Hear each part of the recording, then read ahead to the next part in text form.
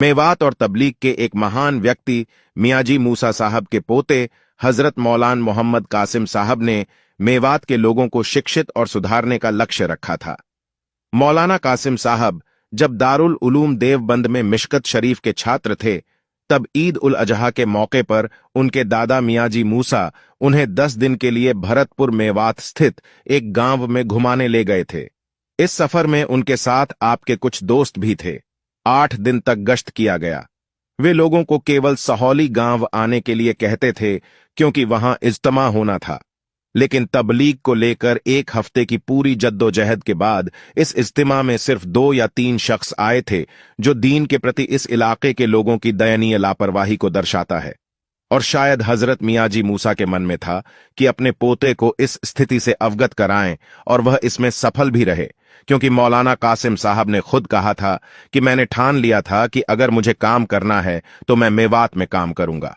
देवबंद से pass out होने के बाद उनके लिए यह असमंजस की स्थिति थी कि इस्लामी काम कहां और कैसे करें, लेकिन ऐसे असमंजस की स्थिति में उन्होंने एक ख्वाब देखा जिसमें उन्हें एक निशानी मिली, और उन्होंने मील नाम की एक जगह चुनी, खेडला। यह 1938 में जमात तबलीग के संस्थापक हजरत मौलाना इलियास द्वारा देखे गए एक सपने की व्याख्या की तरह था।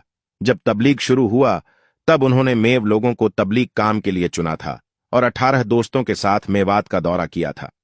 मेवात घूमते हुए वे मील खेडला में ठहरे, और वहीं कुछ दूरी पर बेवड़ी का बाग था। यहां इस बाग में कुछ देर विश्राम किया और फिर अपने सभी मित्रों से कहा, मुझे इस जगह से इल्म की खुशबू महसूस होती है, काश यहां मदरसा होता।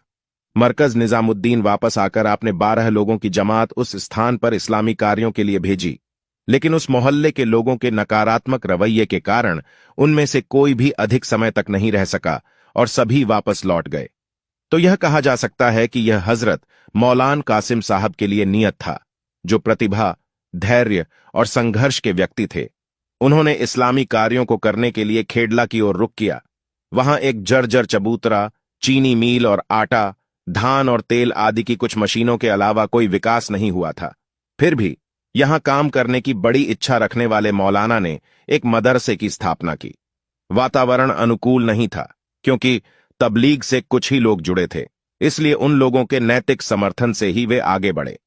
शुरुआत में मौलाना खुद पढ़ाते थे, और कुछ महीनों के बाद मियाजी मोहम्मद रमजान साहब को शिक्षक के रूप में नियुक्त किया गया था। हालांकि उन्हें ज्ञान कम था, लेकिन वे बड़े ईमानदार थे। मदरसे का नाम दारुल उलूम मोहम्मदिया मील खेड़ा रखा गया। 13 अप्रैल 1947 को अब्दुल हकीम नाम के अजमेर के एक छात्र की लापरवाही से एक दुर्भाग्यपूर्ण घटना घटी कि चटाई के फर्श पर लालटेन गिर गई और मदरसे में आग लग गई, और जल्द ही मिट्टी और पुआल से बना मदरसा जलकर राख हो गया। उस समय मौलाना दिल्ली में थे। जब मौलाना को इस घटना का पता चला तो वह भड़कने के बजाय छात्रों और शिक्षकों को दिलासा दिया और मदरसे के पुनर्वास के लिए एक योजना बनाई, और मदरसे को मिट्टी और पुआल से फिर से बनाया गया। मदरसे की पुख्ता तामीर 1980 के बाद से शुरू हुई और मदरसा शिक्षा और प्रगति की उच्च गुणवत्ता के रास्ते पर चला गया। संक्षेप में, मौलाना मोहम्मद कासिम साहब ने छात्रों को हर क्षेत्र में कुशल बनाने के लिए कई काम किए जो समय की मांग थी। आज मील खेडला के नाम से मदरसा दुनिया भर में जाना जाता है और बुलंदियां छू रहा है।